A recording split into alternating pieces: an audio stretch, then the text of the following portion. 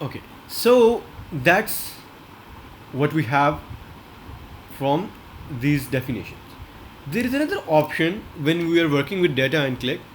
So let's just simplify that what we have done. We don't need these trend lines,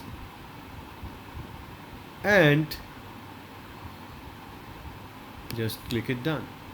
So you see we have some analysis over here per person wise. We can see submit. What if Qlik has an option that at times we have seen that user asking, okay, this is good, it's employee wise sale, but I also want to see category wise sales or a country wise sales this same chart in the same chart, or in a different chart but looking similar like this particular chart. So in Qlik we have this nice option, it's called alternate dimension. So what we do is we just add as many as alternate dimensions that we want. For example, we have product, let's say we can add city, and we can add country. Okay, so just click it over done, and now we're going to analysis mode. This particular option, if you see, we once we do that, we have this drop down over here, and if you click on the drop down, all those dimensions that you have added, we can see it over there, and by just clicking on them you can cycle through these dimensions. So what is happening over here is that you can see on the runtime end user has the option to switch between different types of data base data dimensions, and all the and once we go into the edit mode. So this is basically, if you remember, the start was first name and last name, but this time it's city, so it's asked me that either it will discard it or apply it. If I apply it, it will adopt as a base dimension, otherwise it will discard it and it will go to the full name.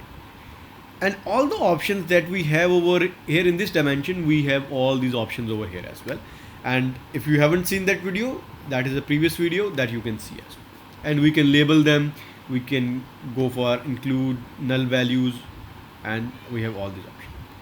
And same is true for the measures as well. We can add as many as alternate measures as well. For example,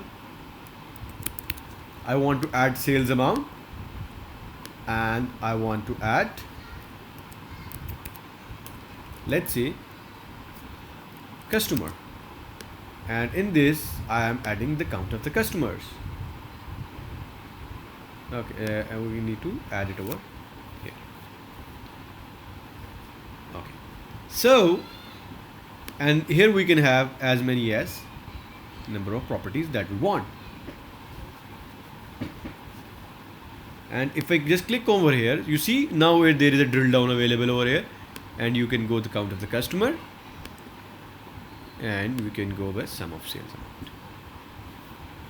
So this is a very nice and easy way. And this particular, now just see this particular chart, I have 5 dimensions over here and 3 measures. So it's give us, if we just multiply, it's giving us 15 distinct type of analysis. And the good thing is that during this analysis, if I just click on, let's say I just want to focus on this, and let's see these people in which city they sell. Here you go.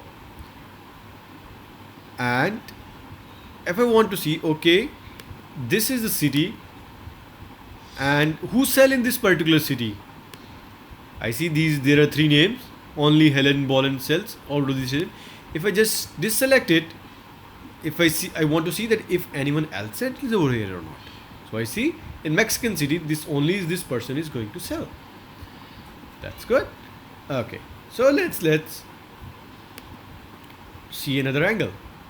I'm going to discard it, and to make sure that we are not facing any issue, just deselect it. Okay, now I'm going to add an other dimension.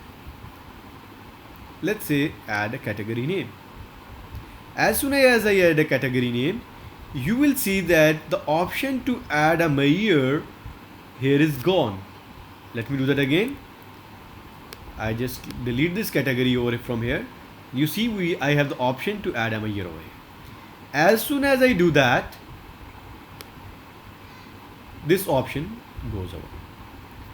Similarly, and you see it has automatically created some legends, and how we can adjust that, we will come to that later. And then if I delete dimension from here and I just add a measure here, let's just add customer count.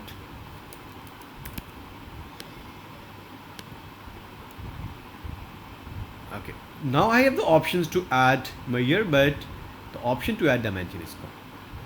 So this is the data part.